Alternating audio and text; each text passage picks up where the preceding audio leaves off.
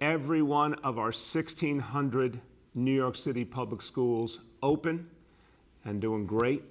All our kids back, all our kids, including kids who hadn't seen a classroom for a year and a half, back where they need to be, and safer than ever. We already had that gold standard of health and safety measures in place from last year. We built upon it for this year, and for the first time, every adult, everybody who works in our schools vaccinated. An amazing achievement. Kudos to everyone in our school system, our chancellor, to all the vaccinators, to everyone who made it happen. This is a big deal because now, more than ever, parents know their kids are safe. Kids can learn in a positive environment. This is what we've been working toward. Here it is, and it's working. We got great support yesterday when I announced that 95% of all full-time DOE employees were vaccinated, and we expect that number to rise. We got support from the White House, from Chief of Staff Ron Klain, from the Secretary of Education, Cardona, supporting us, saying other districts around the country should follow New York City's example. And as Councilmember Dinowitz so eloquently said, former teacher, 95% grade on a test is a damn good grade, and that's what the New York City Public Schools pulled off. Now, the mandates have worked. We need to use them more and more all over the country. Let's give you the facts. 43,000 DOE employees got vaccinated since the mandate was first announced. 18,000 in a 10-day span leading up to the deadline. Numbers now are growing again. We saw in the last 24 hours 600 more vaccinations. Folks who were not vaccinated, 600 more DOE employees got vaccinated in the last 24 hours. We expect more to come now at 85% of our school safety agents. That number is going to climb. And we had, in fact, 15,000 substitute teachers, both substitute teachers, substitute paraprofessionals, ready to go into play yesterday. We didn't need all of them, I'm happy to say. We had 7,000 substitute teachers. We brought in 1,000 members of our central staff. Schools ran smoothly because we were prepared, but most especially because 95% of school employees got vaccinated. Again, that number is going to go up. I want you to hear from someone now who has been leading the charge for the whole nation. He has been one of the key people turning this situation around and protecting us. And I got to tell you, we have often looked to Washington for support, for guidance since President Biden came in. We're going to hear from a member of his team in just a moment. I just got a note he needs a few more minutes, so I'll go ahead to another person I want you to hear from. And she is a national voice, a national healthcare leader, one of the big voices in the fight against COVID, but looking at it from the perspective of families, looking at what we've got to do to keep kids safe, to make our schools function. We've needed folks to say that there was an aggressive approach that works, and she is one of those who have said it most clearly. She is a Brooklyn native. That's a very special person in my book. She is Associate Professor of Emergency Medicine at Columbia and founder of Feminine, which promotes advancement of women in medicine. My great pleasure to introduce Dr. Dara Cass. Thank you, Mayor, so much for having me. I just want to say, first of all, that I want to reiterate how important it is for these mandates to exist at the state level, at the federal level, and of course, at the city level. It's critically important that we encourage people to get vaccinated who are around our most vulnerable Americans. Right now, that includes our children ages 5 to 11 who cannot get vaccinated. Mandates like this help us get to near 100% vaccine compliance. We're seeing it in private companies like Walmart and Walgreens, Walt Disney, and we're seeing it in schools and in hospitals. So I just want to reiterate how important it is for our children to be as protected as possible, and that really includes these vaccine mandates, which require that everyone in our school system be vaccinated to protect everybody in the building. So thank you so much for leading on this initiative, for being an example for the rest of New York State and the rest of the country. And I really appreciate you asking me to speak again on a topic so very important to our children. Hey, Dr. Cass, I want to ask you one question, and thank you for everything you laid out, but you've been watching the national picture, how people are responding to mandates. And I think the assumption early on was both public sector and private sector that they would be difficult to apply. We're having a very different experience so far with our healthcare workers, with our employees at Department of Education. But if you could give a little bit more of the national picture, including what the private sector is experiencing, the level of success these mandates are having. Yeah, I think that that's exactly right. These mandates have been remarkably successful. You've seen airlines like United Airlines, see that they had such a fraction, less than 1% up to 2% of people even ask for more time to consider vaccination. But really across the board, at the federal level, the private industry level, and at the state and local government level, it is the last mile to get people vaccinated, to keep our children and our citizens safe. So it's critical that both private and public entities do this. Because yes, we are seeing very little hesitation and a lot of adoption to these mandates because people just need to remember it's not just about them, but really about the students and the people that they serve.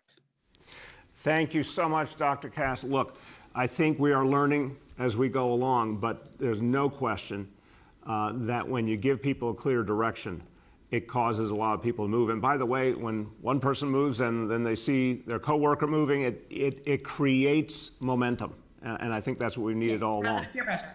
It's peer pressure. It's a good word. It may not be good when you're a teenager, but in this case, it's good. Right. Thank you so Exactly. much, Doctor. Appreciate it. Okay, now again, I want you to hear from one of the leaders of the national effort to fight COVID. And the Biden administration has been extraordinary. President Biden came in with clear, sharp vision and message on COVID. He helped lead us to a better place. He said, we need people vaccinated.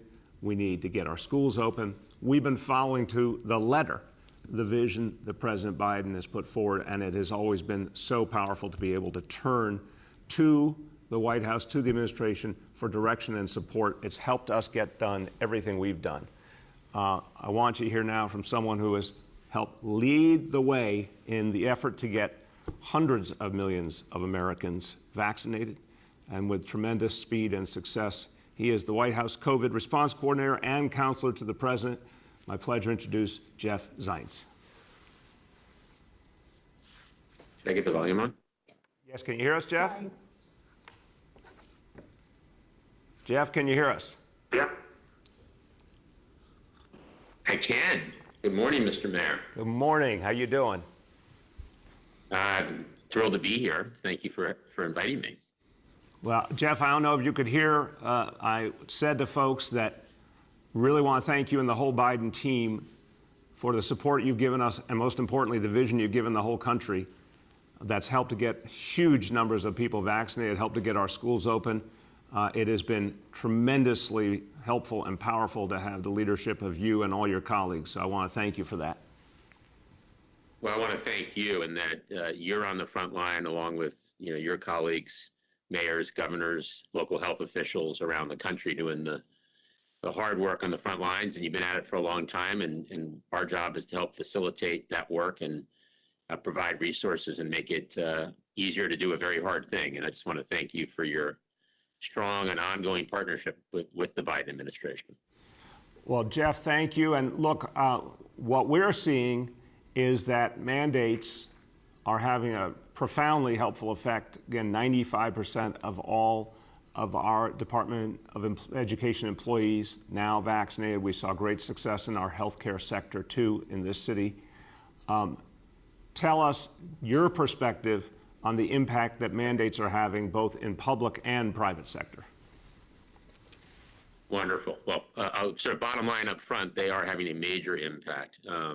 Let me step back for a second, if it's okay, Mr. Mayor, just talk about vaccination program and our partnership together.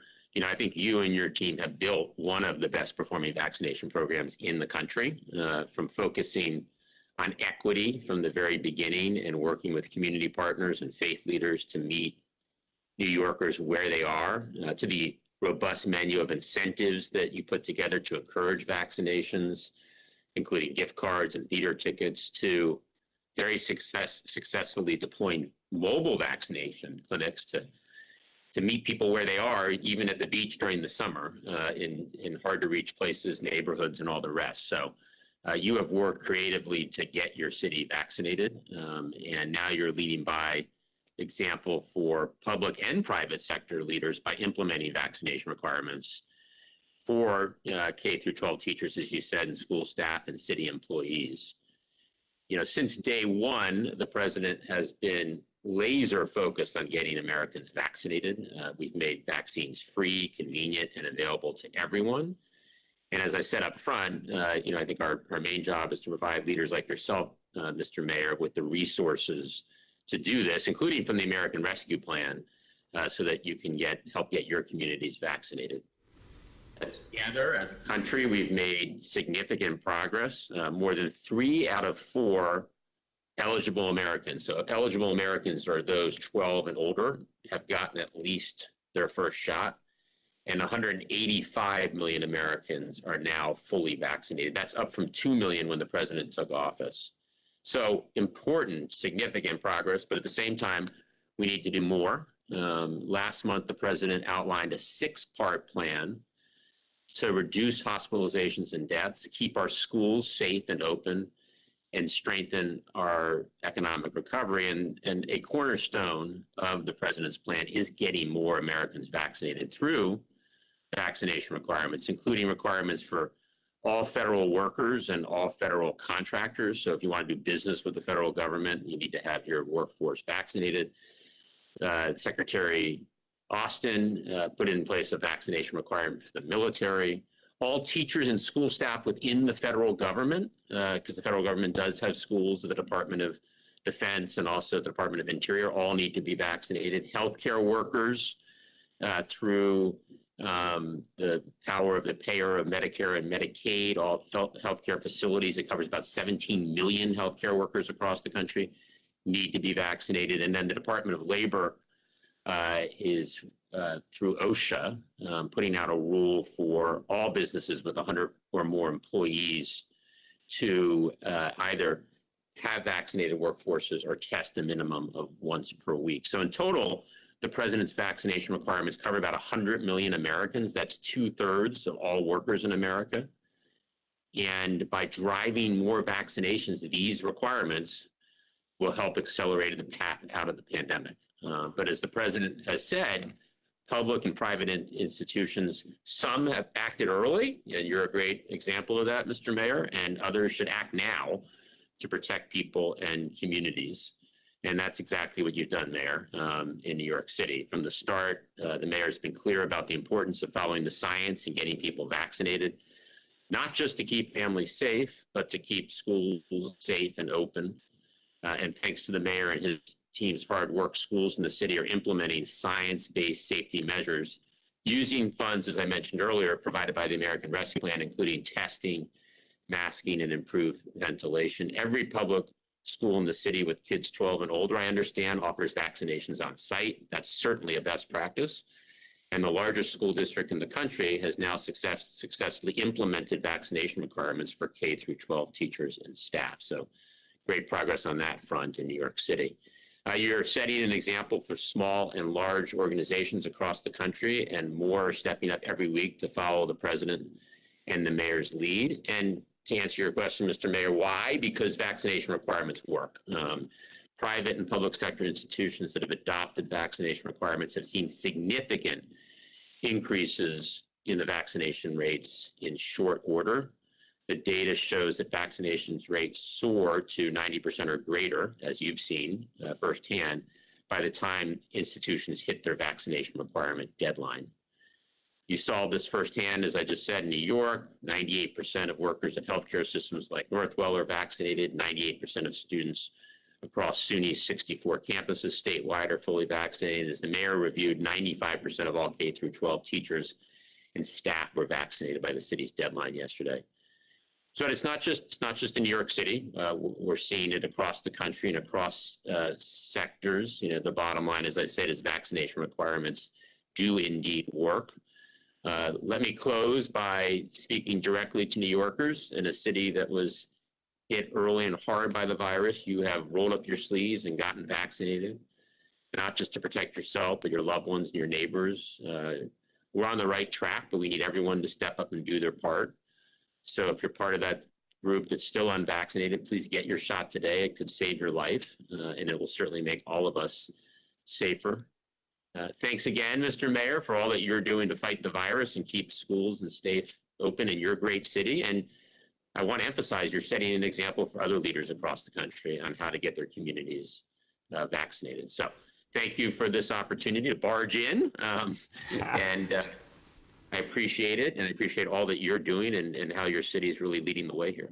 Jeff, thank you. We literally could not have done any of what you just said without your leadership and the president's leadership, the resources you've provided us, the message and vision that you provided the whole country. I'm very proud of what New Yorkers have done and what our whole team has done. We could not have done it alone. You guys were there for us every step along the way. 185 million 185 million Americans.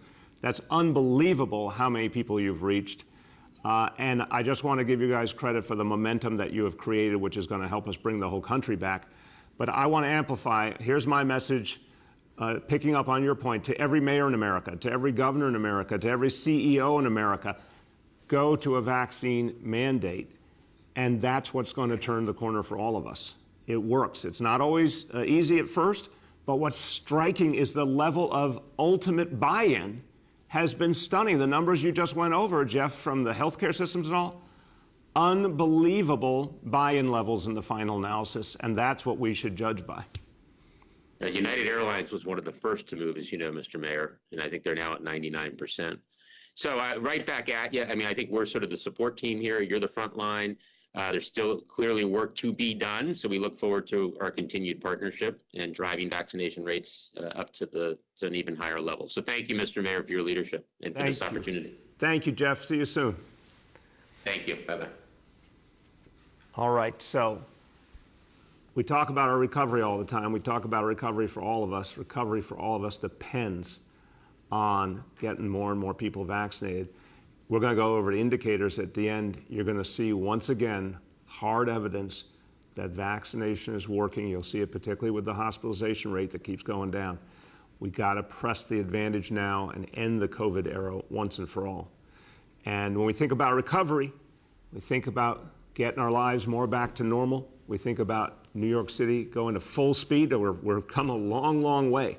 You can feel the energy. You can see the jobs coming back. We've got some more steps to go. But that means being able to get New Yorkers around. This city works when everyone can move around where they need to go. And we've got some good news on that front. Yesterday, a beautiful moment where I participated in a very moving ceremony where we commissioned the new class of Staten Island ferry boats.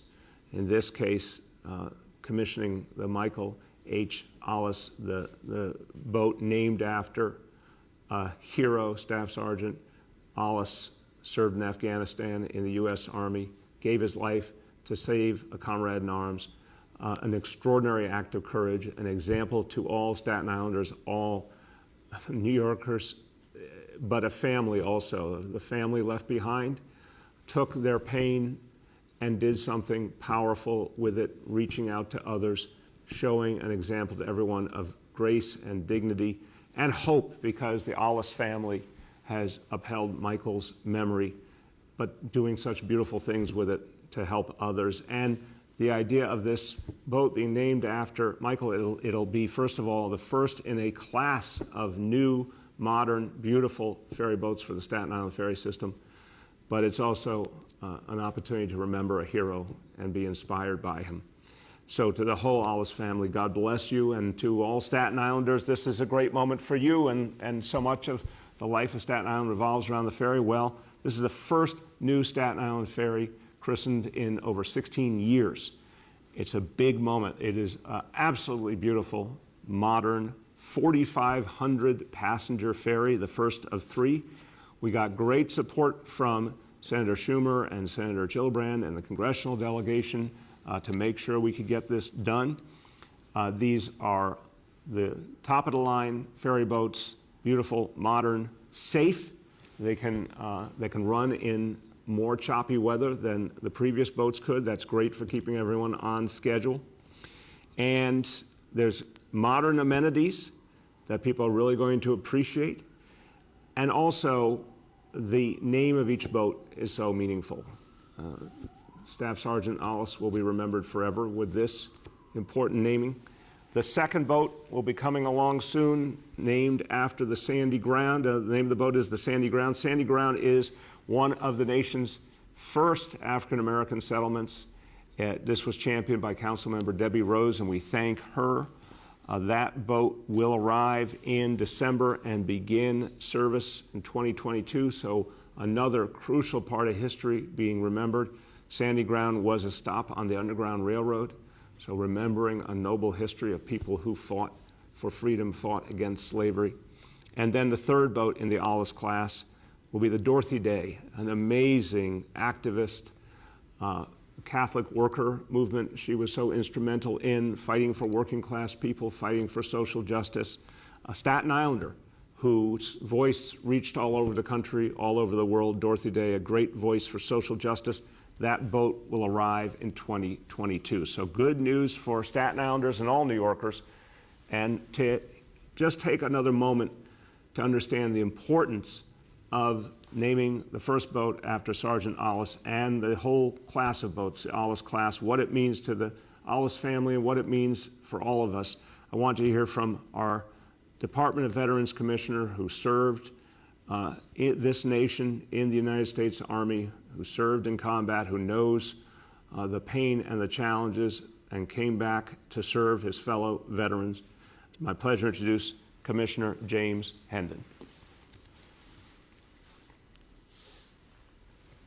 Commissioner, are you there? I am. Thank you so much, Mr. Mayor. Just want to echo your remarks about, how much it meant for the dedication yesterday, as far as recognizing Staff Sergeant Michael Ollis, not only through the naming of the ferry after him, but also establishing a new ship class named the Ollis class. When we look at our city's veterans, of which we have more than 200,000, we must always remember that 93 veterans from New York City gave their lives in combat operations during the wars after 9/11. And one of those 93 was Staff Sergeant Ollis. It's important to know that he, as was mentioned yesterday, died in a way where he gave his life for several other service members, not only U.S. members of his unit from the 10th Mountain Division, but also soldiers in the Polish military. It's why he's received Poland's version of the Medal of Honor. And when we look to the ferry and to the class, we look at it as a reminder of the sacrifices that Michael and other veterans have made throughout time in support of our country. And we're so grateful for the city by recognizing his sacrifice with the renaming that occurred yesterday.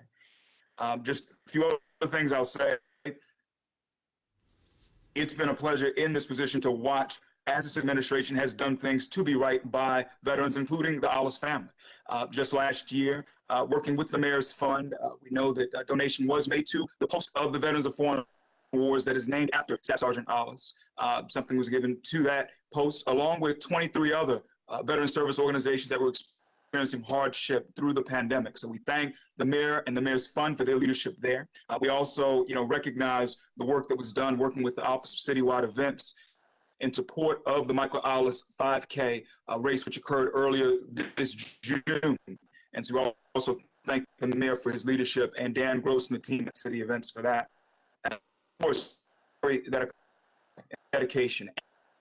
And so, we just, in ways like this, we show not only, about Linda Ollis, Michael, and Michael himself, but other veterans and their families, that we see you and we appreciate you and we care for you and we love you.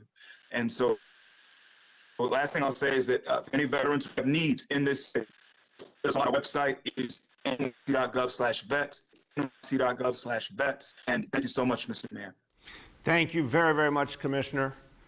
Thank you for the good work you're doing serving the veterans of this city. All right, now everyone, as we think about our recovery, we got to take stock of just how much we've been through. Every neighborhood, every community suffered during the COVID crisis. Some communities went through particular pain. Our Asian American communities, We're actually hit even ahead of the onslaught of this crisis by discrimination, businesses being shunned, the pain that folks went through, the hardship even before our first case was recorded here in New York City. The discrimination that the people experienced, the hatred, even the violence, unacceptable. We've all been fighting back. We've all been working to stop Asian hate. But on top of that, in Chinatown, Manhattan, even before the pandemic, another tragedy befell the community. And it really hit people in their hearts because it represented something so powerful to them. In January 2020, just before COVID hit, there's a devastating fire at 70 Mulberry Street. 70 Mulberry Street was a gathering place for the Chinese community for generations.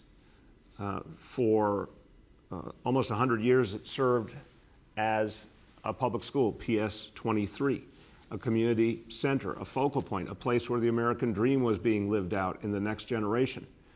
This was part of the heart and soul of the Chinatown community. Also, eventually developed into a center for community activities, senior center, training programs for folks looking for jobs, nonprofits, the Museum of Chinese in America, a crucial site for the community, preserving the history, keeping the archives, all of that was there. And then the fire struck. And again, it just pained people that some place that meant everything to them was suddenly gone. We had to move quickly to put things right for the community and build back and show that the Chinatown community would come back strong as a beacon for all of New York City. So last July, I announced $80 million in investment to rebuild 70 Mulberry. And that took us a long way. But we talked to the community, we heard what the community thought was right for the future of this crucial site. The community wanted more and the community deserves more. So today we're announcing that we're doubling this investment to $170 million. And this will allow us to actually not only preserve the historic facade of the building that is so emotionally important to the community, but adding 2 additional floors of space for community events, for community gatherings, for community organizations, the nonprofits that were displaced, that were so important to the community, they're all coming back. We're going to turn a horrible tragedy into a triumphant moment for the Chinatown community. And someone who's been the absolute champion leading the way on this effort. And it's a labor of love for her because she went to PS 23. So this is the school building where she grew up. Thank you for your leadership every step of the way. My pleasure to introduce Councilmember Margaret Chin. Good morning. Thank you, Mr. Mayor. Thank you for inviting me. And I am so grateful for your support on this project. I remember back in January, you came down to the community and you saw the devastation and you felt for the community and you promised to help us rebuild. And you kept that promise. Last July, when you announced $80 million to help us rebuild, we were just so excited that this was going to happen. And now you're doubling the commitment and to really increase the size of the building, preserving the facade, the historic character, but also adding the extra space so that for the first time, Chinatown will have an accessible auditorium, gymnasium, space for artists, for community use. That's really tremendous. And it will represent a brighter future for this community who have, as you said, suffered so much from the COVID. And we're just looking forward to a really bright future. And I want to thank your team and also DCAS Commissioner and the DCAS team for listening to the community, engaging with the community so that we will finally see my former elementary school become a vibrant community center for generations to come. So thank you again, Mayor, for your support. And this is really heartfelt for me. Well, you did great. You led the way, council member. Thank you for everything you've done for your community and for the whole city. It's really been a pleasure serving together with you over these years. And I just want to say you're an alumnus of PS 23 who turned out good. Your teachers will be very proud of you. Thank you very much. Thank you. All right, we're going to do our indicators in a moment, as I said, and they're going to tell us some very important good news. But first, I want to conclude on one other really crucial part of our recovery. We always say we need a recovery for all of us, and also I always say recovery equals safety, safety equals recovery. So on public safety, one of the big stories of 2021 has been the way the NYPD has fought back, the way the NYPD has set records for gun arrests, the most gun arrests we've seen in 25 years. But now, the truth, a new scourge, a new challenge. You've heard Senator Schumer talk about this powerfully, the scourge of ghost guns. This is a huge problem. These are guns that people order from out of state. They can assemble them without serial numbers. They're not traceable. It's a huge problem. We need maximum federal assistance from the Biden administration. I want to echo Senator Schumer. This is one where we cannot do it alone. We need federal help stopping the supply of these guns coming into the city. To give you perspective, in 2017, just 4 years ago, the police recovered a grand total of 19 ghost guns in an entire year. So far this year, 135, and that number is about to go up. You're going to hear very shortly from our police commissioner in a separate press conference, the Manhattan District Attorney, the Bronx District Attorney. They've all been working together, NYPD. There'll be federal prosecution coming up. Another example of getting guns, but in this case, ghost guns. And really important work done by the NYPD to identify a cache of these guns and start the painstaking work of finding this supply and disrupting it.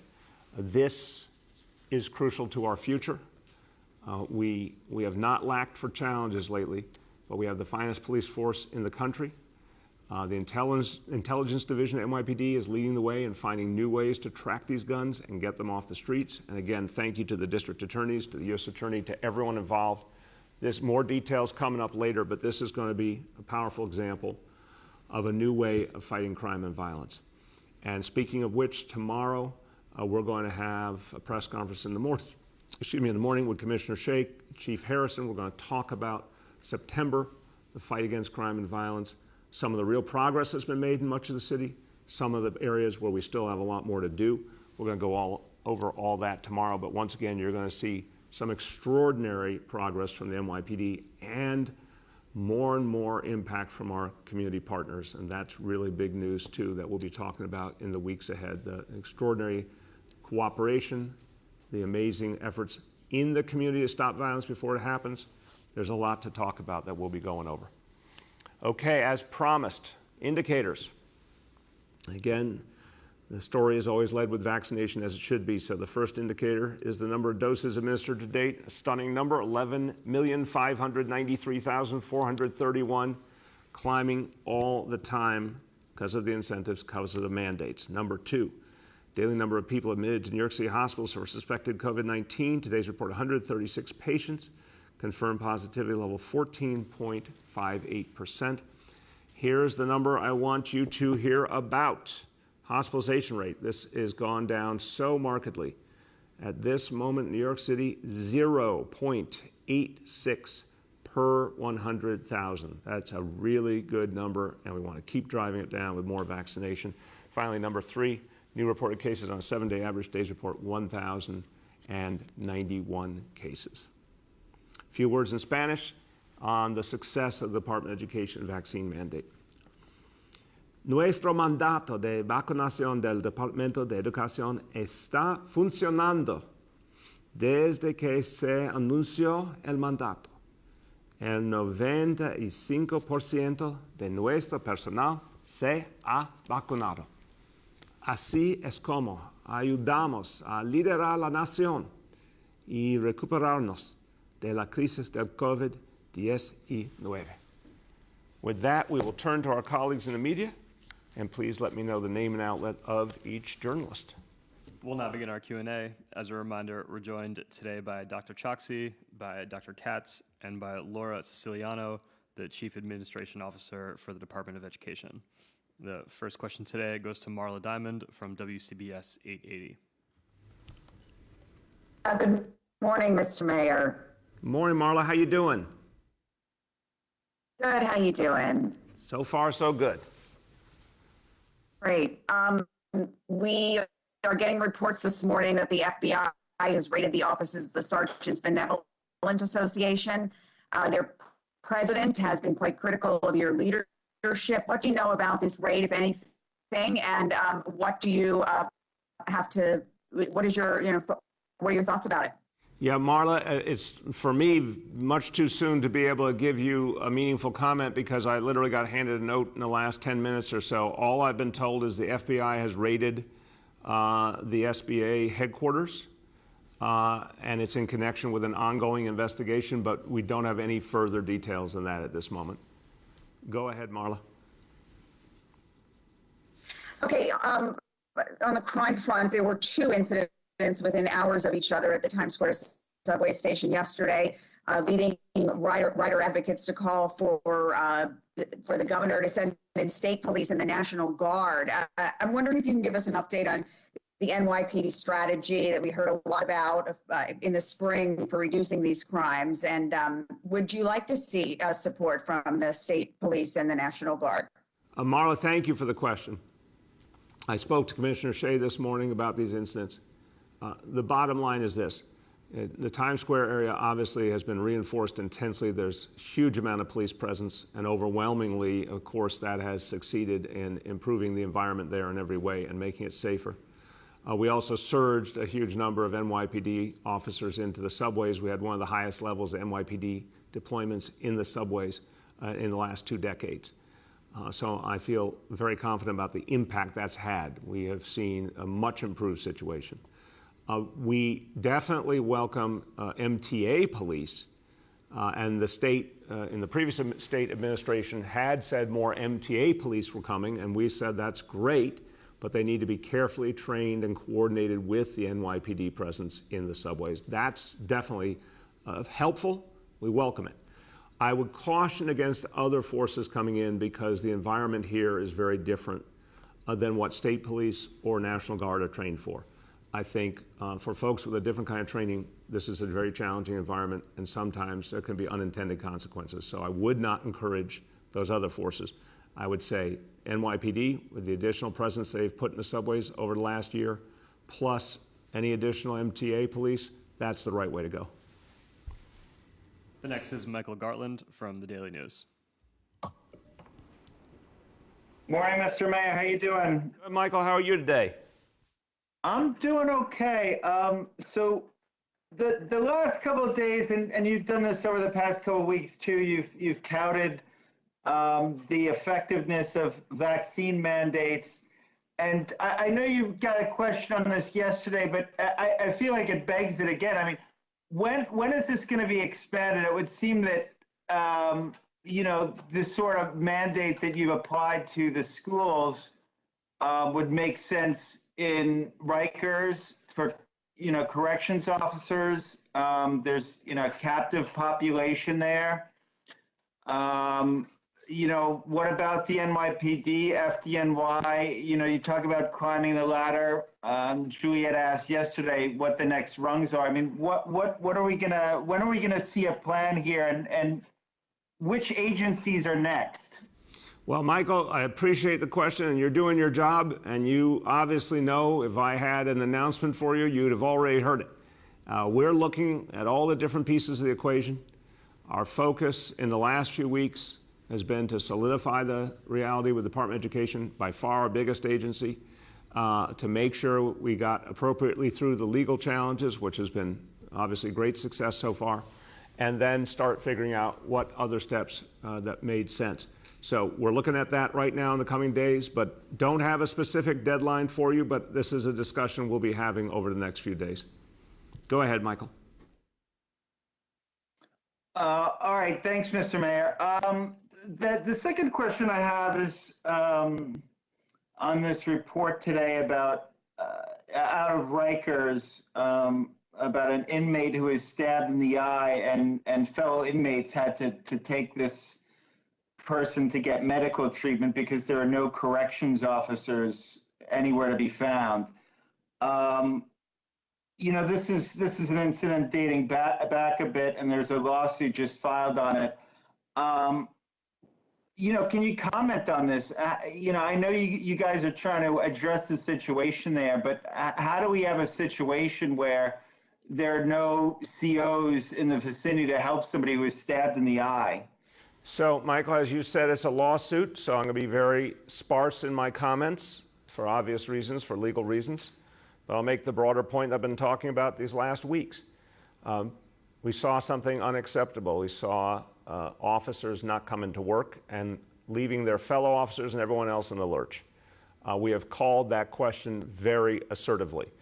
Anyone who is not really sick and doesn't come to work is being suspended immediately without pay. That has had a huge impact.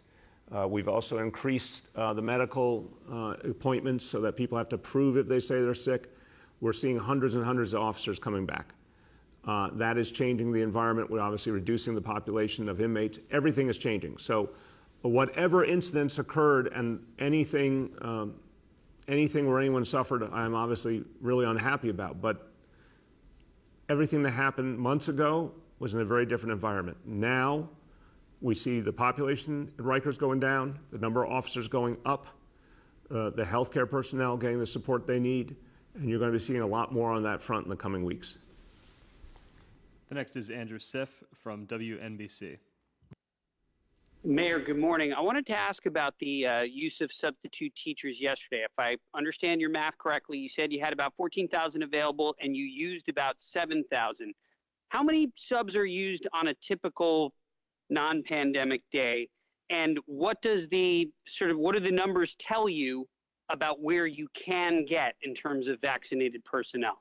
Great question, Andrew. I'm going to start, and then I want you to hear from someone who's really done wonderful work with her team, Lauren Siciliano. She'll be coming up in a moment. She's the Chief Administrative Officer for DOE. But look, Andrew, I think we got to put this in perspective.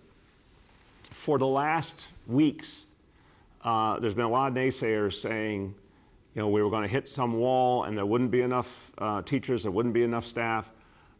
Then the smoke cleared yesterday at that 95% level for staff overall, 96% for teachers specifically. And we said, stay tuned, because the situation will evolve. One of the things I've learned working with Chancellor Misha Ross-Porter, working with Lauren Siciliano and others, is that the school environment, even when there's never, no pandemic, is fluid day to day, especially in the beginning weeks of school. So they make huge adjustments over a vast school system, 1,600 schools, 1 million kids, 147,000 employees. It's a giant operation, and adjustments are made all the time. The big point for you to hear is just since yesterday, 600 more vaccinations. That just changed the math again. 600 more vaccinations means we need fewer substitutes than we originally thought we need, and adjustments can be made.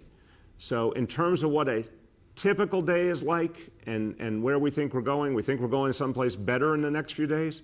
But I'll have Lauren Siciliano give you an update and an answer to your question. Absolutely. Thank you, sir, and good morning. We are just very pleased to see that 95% of our staff have gotten the first dose of the vaccine. On a typical day, we would use around 3,000 sub-teachers for absence coverage and other needs.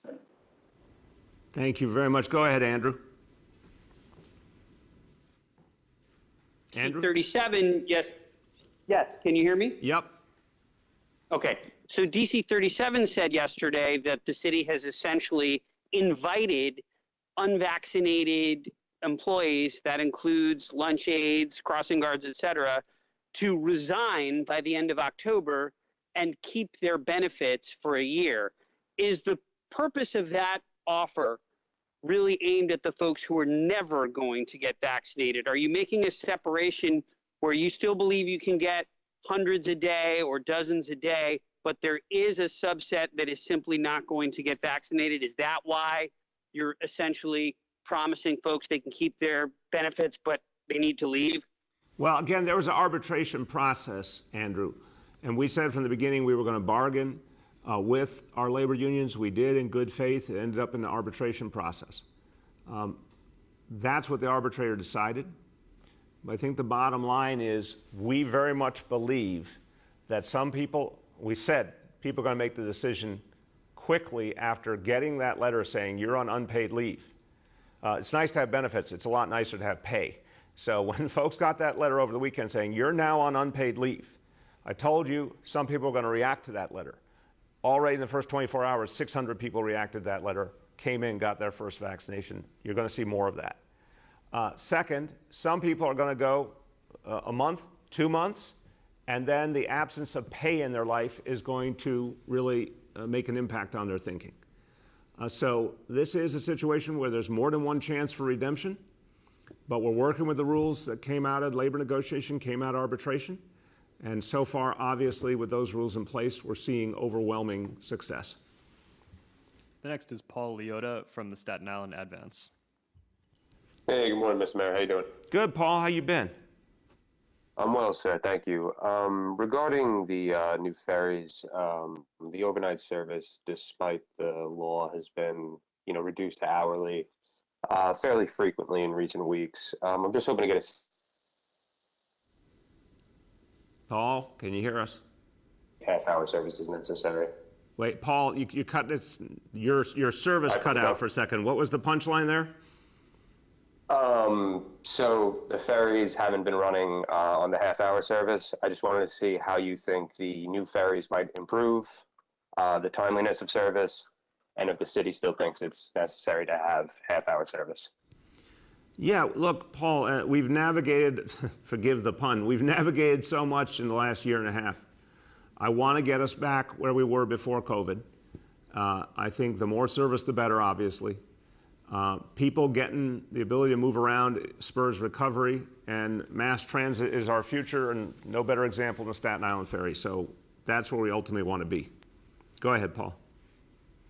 Thank you for that. And regarding the blueprint, the extreme weather blueprint released a couple weeks ago, I'm hoping to get a sense of, in addition to the $2.7 billion in new and accelerated funding, what you can do in your remaining months to, make sure the complete blueprint is, the ball starts rolling on it, and what sort of interaction you've had with the next possible administration. Yeah, Paul, thank you for the question. I've obviously regularly talked to who I think is overwhelmingly the likely next mayor, who is someone I feel great faith in. And we talk about some of these challenges, and I think he will be very well prepared. The fact is, a number of the items in that report are being acted on immediately. We're accelerating a number of the capital actions, the infrastructure actions that we can take, some of which can be done quickly. Some of the areas that we found during Hurricane Ida really were hit hard. There's some immediate improvements we can make. Other realities, as we said in the report, would take years, and not just tens of billions, could be well over 100 billion if you wanted to redo the entire sewer system. But we can do some of the physical work quickly.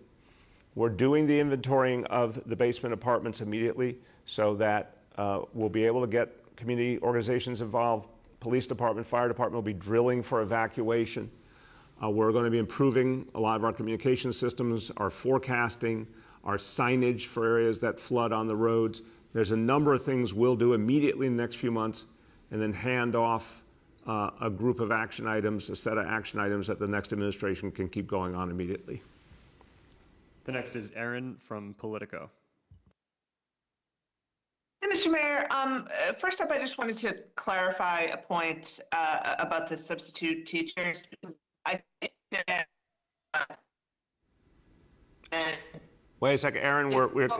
Hold on one second, Aaron. You're coming in a little cut up, and again, I don't know if something's wrong on our side today, or the folks here are saying it's okay. Try again, Aaron. Let's see if we can hear you better. Okay. Yeah, it's been an issue with a few of the questions I think today. Can you just clarify how many teachers were out and how many substitutes were used? Because I thought you said 7,000, and then I thought I heard only 3,000 were out.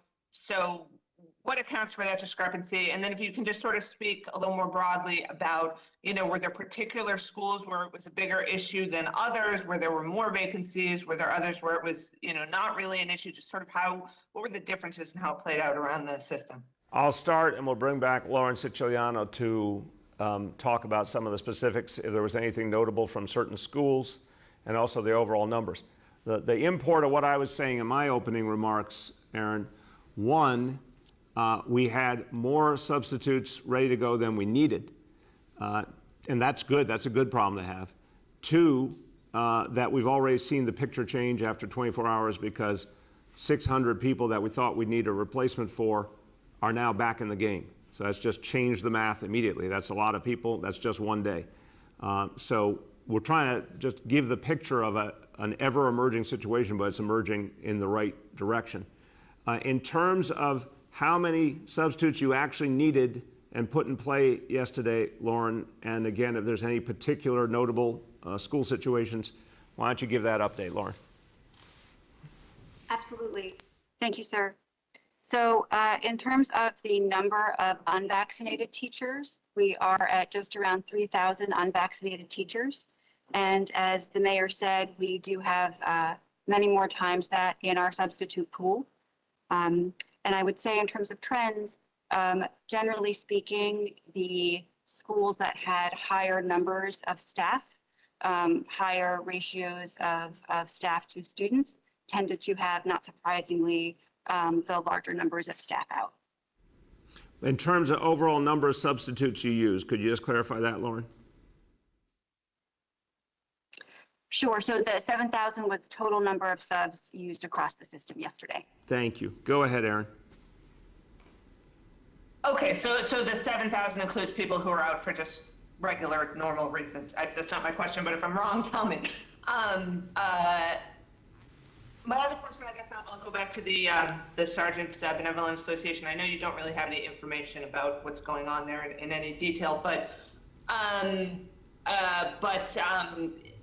you know, just given your history with Ed Mullins, given, you know, how critical you've been of him in the past, is this a situation where, you know, you have any kind of visceral reaction to hearing that this is happening? Aaron, look, you know what I've said about him, and I think a lot of what he has done has been really, really destructive, especially in the middle of a crisis where we're trying to unify and we're trying to get people through together. I think he's been a divisive voice. But that doesn't cause me to feel anything in this situation because I don't know what's happening. All I hear is an FBI raid. I don't know the specifics. I don't know who it's directed at. I want to really hear the details before I comment further. What I would urge is everyone in all of our unions, because we've seen in the case of SBA some very destructive actions. We've seen it. I've talked about COBA, the correction officers, who really fomented in so many ways so much of the crisis on Rikers. We need our municipal unions to help us move out of the COVID era, not hinder us, not create division, but help unify the city and move us forward. The vast majority of them do, by the way. The vast majority of municipal labor leaders do the right thing and stand up for New York City. The few who don't, really, I don't think they do a service to their members or the city at all. The next is Nolan from The Post. Nolan, can you hear me? We're having a tough day on the remote situation. Nolan? Nolan? Can you hear me, Mr. Mayor? There you go. We finally got you. Can you hear me okay? Well, if not, I'll just walk down the hall. I can hear you. You're a little watery, but I can hear you. Well, I said I can just walk down the hall if that's easier. Try me. All right. Yesterday, you said that the administration had taken prompt action when alerted to the conflicts of interest at Core Services Group. Documents obtained by the Post show that city officials first flagged the potential conflicts of interest with contractors in 2017. So why did the city allow it to go forward for the better part of 4 years? So again, Nolan spoke to this yesterday. Thank you for the question. Any individual impropriety that's uncovered, obviously, we're going to deal with those individuals. Any money that needs to be clawed back. But the point we talked about yesterday, and Commissioner Banks talked about yesterday, if the organization was doing work that was serving people and we needed, and we were trying to fix some of the problems in the organization, that's a reality we've had with more than one social service agency. If there were specific things that were missed and not shared by agencies, that's a problem, and I'm very unhappy about that. But the broader point Yes, there were problems, and to the best of my understanding, the city had a corrective action plan and was trying to work with the organization to fix the problem, because we want these nonprofits to fix their problems and keep serving. We do not want them just to not be part of the picture if we can work with them. That's what we talked about yesterday. When we get to the decision that a nonprofit just can't work, or that the people involved are absolutely unacceptable and no change is possible, then we cut off entirely. But my understanding was this was a nonprofit that the officials of the different agencies thought they could work with. Go ahead, Nolan. So I'm a little confused. I'm a little confused about two things. One, I'm a little confused about why the city allows a nonprofit contractor to set up for-profit subsidiaries that, by its own tax records, say are owned separately by the CEO, in this case, Jack Brown. And secondly, I'm confused by why the city gets into business with Jack Brown in the first place, considering he was a central figure in two previous contracting scandals, including an Albany bribery scandal that resulted in a private prisons firm getting fined $300,000. No, and again, we spoke to this yesterday. Anyone who does something inappropriate, there are many instances where we're not going to do business with them at all. There are some instances where, depending on what happened, if there's a corrective action plan for the organization, if we think things can be made right and the service can be provided, we'll pursue that. I don't know the details of this situation. I don't know this individual. We'll get Commissioner Banks and his team to get you more information. But the big point I'm trying to make is what our agencies do is make a determination. If they find information that's absolutely positively disqualifying, they will disqualify an individual, or they will disqualify a company, or they'll disqualify a nonprofit forever. If they find information that says that we want to keep working with the nonprofit but not with the individual employee, that's another step. If they think the situation can be redeemed with the nonprofit, they're going to try and do that because we need the work to be done. But it all depends on the specifics, and I'll get our team to give you an update on that. We have time for two more for today. The next is Matt Chase from Newsday. Hey, good morning. Can you hear me okay? Yeah, Matt, how you doing today? I'm doing all right. How are you? Good, thank you. My question is for Dr. Choksi.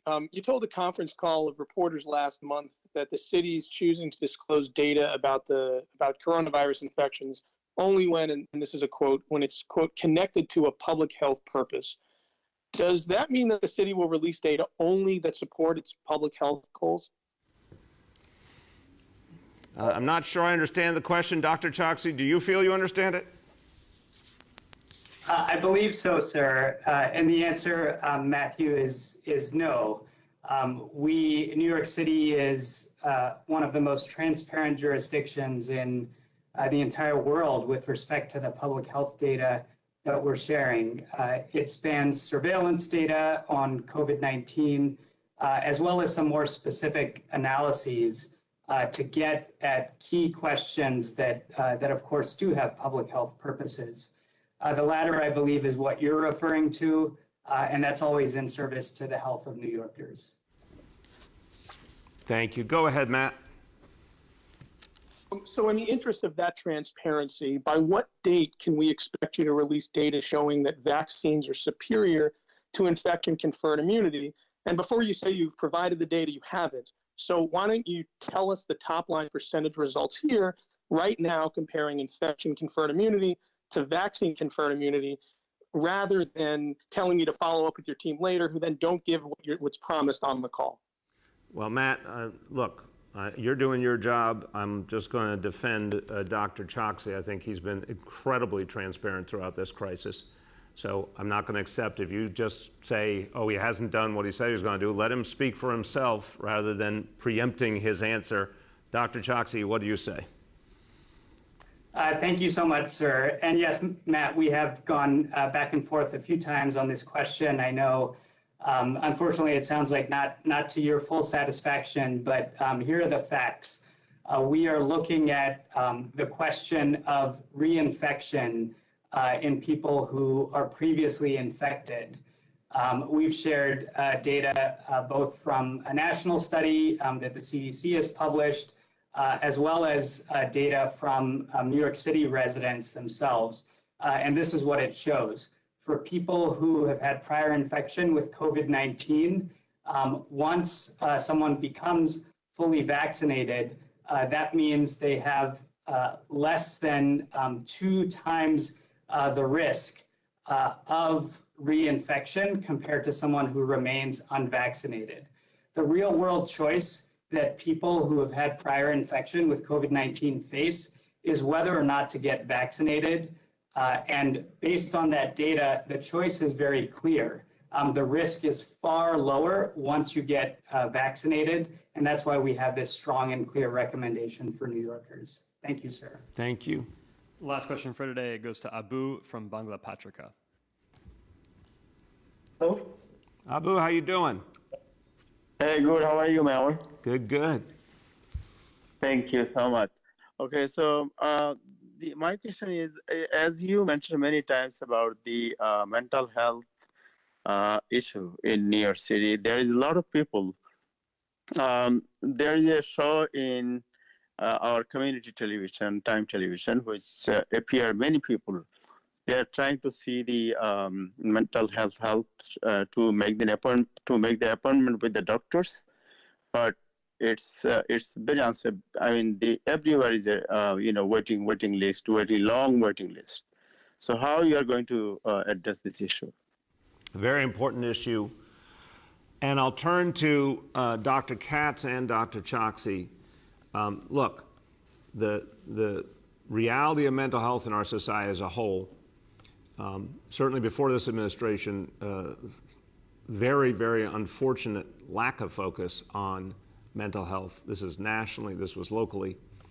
What we did, and I give full credit to our First Lady, Chirlane McCray, that we focused on mental health to destigmatize, to make help available through 888 NYC Well, to create training programs to get more mental health professionals to communities who didn't have enough, a variety of changes that started and now have gone to a much higher level with the mental health response to crisis calls by civilians, with the mental health screening for all our for all our public school kids. Every single public school kid will get a mental health screening in the weeks ahead. So we've changed the entire nature of access to mental health services, but we still don't have the kind of federal support we need. We still don't have, obviously, universal health care in this country. We don't have parity between mental health and physical health. We do have guaranteed health care in this city, thanks to Health and Hospitals and NYC Care, and that includes mental health services. So it is true that there's not as many professionals as we need and not the kind of infrastructure of mental health that we ideally should have in this city and this nation. But it's also true that more and more mental health services are available than ever before, and our vision of mental health for all is growing. Dr. Katz, then Dr. Choksi, talk about what you are doing to make mental health services, the tangible services, more available to New Yorkers who need them. Well, thank you, sir. And actually, the very first thing I do clinically is I tell people to call 888 NYC Well. It is an amazing service, and I don't say that just because it's the First Lady's creation. It is available 24 hours a day, 7 days a week. They have multiple language capability, and what they will do is connect people to ongoing services after an initial supportive and evaluative process. So the reason I have found it especially helpful clinically is sometimes people need mental health right then and there. And it's never going to be practical that people are going to be able to see a psychiatrist immediately that minute on a Saturday night at 3 a.m. In their language. That's just not possible given the supply of services. But starting with a supportive counseling via the telephone, then we're able to connect that person to a psychiatrist in their language. Beyond that, sir, we're increasing our outpatient and inpatient staff at all our facilities because we recognize that COVID has been very difficult for many people. It's been difficult for people with serious mental illness. It's been difficult for people without serious mental illness who are now suffering from post-traumatic stress syndrome. So we're going to keep growing our services to meet the need. Thank you, sir. Thank you. Dr. Choksi, you want to add? Yes, sir. I'll just pick up where Dr. Katz left off. He described it very well. And we have to start with the fact that the ways in which the COVID-19 crisis has affected New Yorkers' mental health is profound. It's what we at the health department call one of the parallel pandemics related to COVID, the grief and the stress and the trauma that so many of us and our families have experienced. And Dr. Katz talked about NYC Well. That is always the first call that we recommend for anyone who is seeking support, either for yourself or a family member or other loved one. We also have a new website, which is mentalhealthforall.nyc.gov, which is searchable and which collates all of the many resources that are offered across New York City for people who are looking for specific aspects of health. The final thing that I'll say with sincere thanks to the mayor and the first lady is that this administration has made a historic investment in mental health resources to try to meet this need, and particularly to address the needs of New Yorkers with serious mental illness. We've expanded the intensive mobile treatment teams by hundreds of slots just this year. We've added more capacity in clubhouses, which are to serve people with serious mental illness. And we've also added several resources for people who are in behavioral health crisis. So we all have a role to play in addressing this important need. And we encourage everyone to look at those resources to start. Thank you. Thank you so much, Doctor. Go ahead, Abu. Yeah, my second question is, do you have any data since the school is open? How many students are suffering the same issue like mental health? How you are handling the mental health of the student, and do you have any data that how many students are affected by, the mental health? It's a big question, Abu, and a very important one. We will have data as we deepen the mental health screening. It's too early yet to give you specific numbers. We know so many kids went through trauma, and that's the only word for it. They went through trauma during COVID. A lot of kids lost a loved one. A lot of kids saw family members lose their jobs and livelihoods. Their whole lives were disrupted.